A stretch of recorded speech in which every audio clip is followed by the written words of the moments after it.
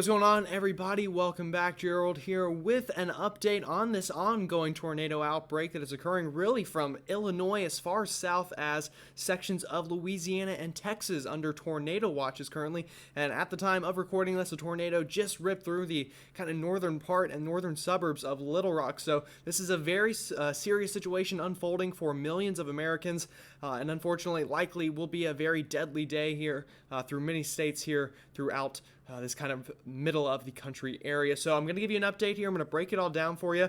Excuse me, and I do apologize if maybe some parts of this I kind of look away. I'm actually watching a live stream right now that Ryan Hall is doing, which I'm sure you all know, and just looking at some of these kind of incredible images coming out of the Little Rock area. So of course, make sure that you're praying for these people out here and just keeping them in your prayers. And if you know anybody in this part of the country that we talk about today, I just beg you to kind of reach out to them, even if you kind of don't have the best relationship with them. Just tell them, hey, keep your eyes open, keep your ears open, and just make sure that you are on your guard even through the overnight tonight for many of us. So with that said, let's go ahead and get right into it. So looking at radar here, this really could not be more of a classic kind of severe weather outbreak look on radar. You can see this massive strong low pressure system up here into the northern plains, fueling in this very strong wind energy that combined with this very warm Gulf of Mexico air advecting northward, and that is why you can see we have just this plethora of severe thunderstorm warnings and even tornado warnings all the way from Iowa to Oklahoma right now. So zooming this in just a little bit, and by the time you're watching this, radar will look a bit different, but again, we did just have that very dangerous storm move right through Little Rock. And we also have a tornado warning up here near Peoria, Illinois. So again, very dangerous stuff, and I really do expect this line of severe storms to continue to gain strength. We'll get more tornado warnings as we get further into the evening, and unfortunately, just a lot of people are going to really be impacted by this in a way that they will likely remember throughout the rest of their lives. So looking at satellite, again, this is just classic. I mean, look at this cold front here. That kind of triggering these storms to develop and fire and gain in intensity, strength, size, and then with all this wind energy as well, you can see, I mean, just look at this thing spinning up here. Really just, you don't get much more of a textbook severe weather outbreak look that we see right here on satellite. So looking at those hazards out there right now, I mean, we've got a map just full of colors right now, from blizzard warnings up here into South Dakota and Minnesota to PDS tornado warnings and tornado watches through a big section of the Mississippi River Valley. And then further to the east of that, we have really just a ton of wind advisories and high wind warnings just because of how powerful this cold front is.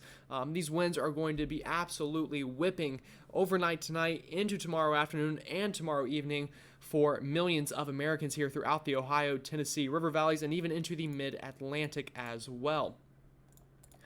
So taking a look at the current outlook that we have from our Storm Prediction Center, we have a high risk issued for two separate areas here, one down here into Arkansas and another up here into Iowa and Illinois. And the last time we saw a high risk issued was more than 700 days ago. So this is really an unprecedented event, and it's one of those things you only see every couple of years. And right now we are experiencing one of those times.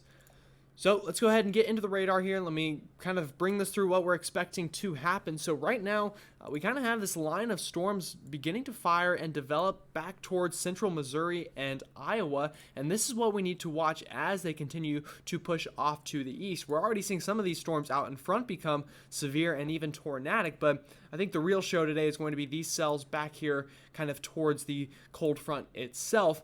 And as these begin to push further east into this environment, they are going to have the potential to spin very quickly, become tornadic very quickly, and some of these will likely be very strong tornadoes as well.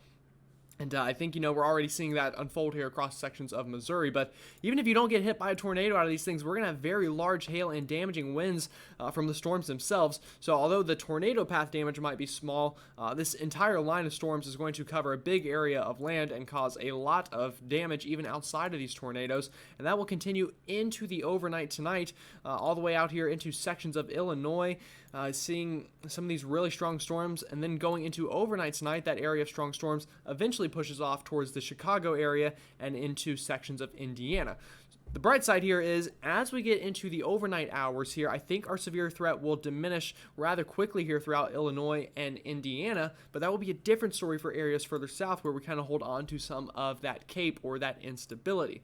The other story up here into this section of the storm system is just this insane kind of winter storm component to it as well, with those blizzard warnings and winter storm warnings being issued here. So you see that big band of snow with the wind whipping, moving through Minneapolis overnight tonight, eventually through Green Bay, the UP of Michigan as well, before finally the storm system clears out going into tomorrow afternoon, and we can kind of begin the process of assessing the damage, fixing it, and then getting prepared for just a whole new system on the way early next week. So real quick, touching on the snowfall totals here, we could see more than a foot of snow here up into the UP of Michigan and northern Wisconsin, but even back towards Minneapolis, half a foot of snow, even though that may not sound like a lot for, those of you from around there, with the winds whipping, that will be getting blown around and we'll have drifts much higher than that in many places. So now bringing this down to the southern half of this threat area, again, already we're seeing this very dangerous line of storms here through Little Rock and sections of Missouri as well. And as you'll notice, this is kind of just round one. We'll get another secondary round of these storms to fire off behind this one.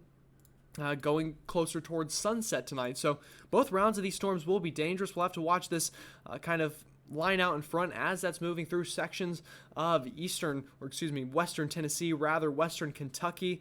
Some of this first kind of areas of cells could become tornadic, and then once that moves through, you get that second line of storms that could also be tornadic. So a lot of people today might be under multiple tornado warnings from different storms at different times during the day. And then going into the overnight tonight, I think this area of severe weather will continue here into northern Mississippi, maybe even as far east as northern Alabama and into central Tennessee, and we'll have to watch that threat as well. And we really could have a nocturnal threat into this area of the system overnight tonight. So while I think up here into Indiana we'll kind of lose some of the tornado threat after the sun goes down, I think that might be the opposite story down here into sections of Tennessee and Mississippi, where we will continue that tornado threat through the overnight. But even after that tornado threat diminishes, going closer into the early morning hours of tomorrow, we're still going to have a very long line of very strong storms with a lot of lightning and some strong gusty winds as they move through the deep south. And so places like Birmingham, Atlanta, Greenville, Spartanburg, Asheville, while I don't expect really much severe weather with these storms, there's still going to be very torrential downpours, strong winds blowing with them, and behind it is the real story maker for these areas, where we're going to have some big time winds move through, and some of us could get wind gusts up to 60 miles an hour. That would not surprise me at all, especially up there into the higher terrains of western North Carolina. So now we're going to move this off to the northeast, and I actually meant to get the map, and I'll go ahead and pull the map up right now where we have the severe weather risk for tomorrow as well.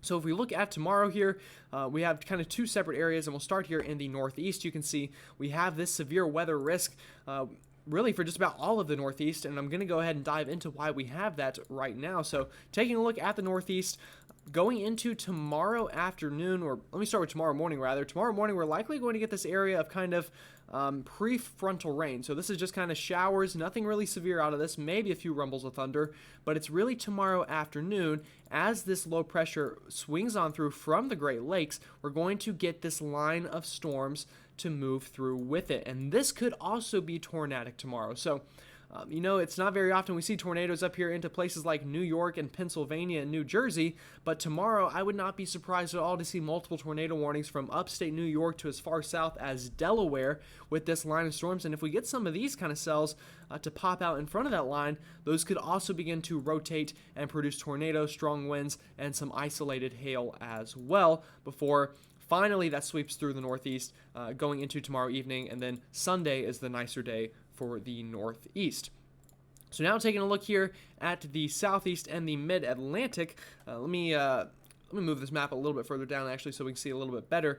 Tomorrow afternoon, we have another area of severe weather down here through the coastal areas of the Carolinas and especially southern South Carolina and Georgia. So I may be storm chasing out into this area tomorrow because the ingredients do look primed for the potential of a couple isolated tornadoes with some of these storms that move on through. And taking a look at that, again, after that rain kind of moves through the I-85 corridor, once it gets down here towards the I-20 corridor into southern South Carolina and Georgia, that's when things could really begin to heat up. So from Columbia southbound. So Columbia down to Beaufort, Charleston, Florence, Myrtle Beach, Savannah, Macon, Wilmington, these kind of areas in here.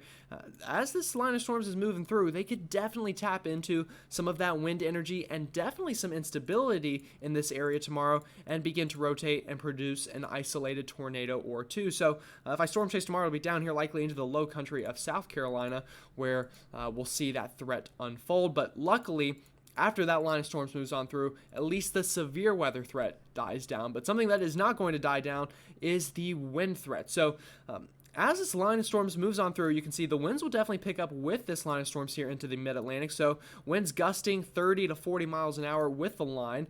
But after it moves on through, look at this big area of wind begin to move on through. So a place like Greenville, Spartanburg could get up to 50 mile an hour wind gusts tomorrow. So that's tropical storm force. That combined with kind of some of the saturated soil from this line of rain moving on through, this is going to likely bring down some trees, bring down some power lines, and we're just going to have a lot of power outages in the Carolinas and Mid-Atlantic tomorrow. I can just about guarantee that even if it's not from the storms, it's going to be from this wind energy with this cold front. So, and that's going to continue to extend into the high country, into the overnight tomorrow, where, you know, our models here are getting up to hurricane force winds there into the higher terrains of western North Carolina. So if you're up there towards Boone and Asheville, Transylvania County, Rutherford County, kind of those places in western North Carolina, if you're on those higher peaks, you're definitely going to want to get ready for this and the potential to lose power.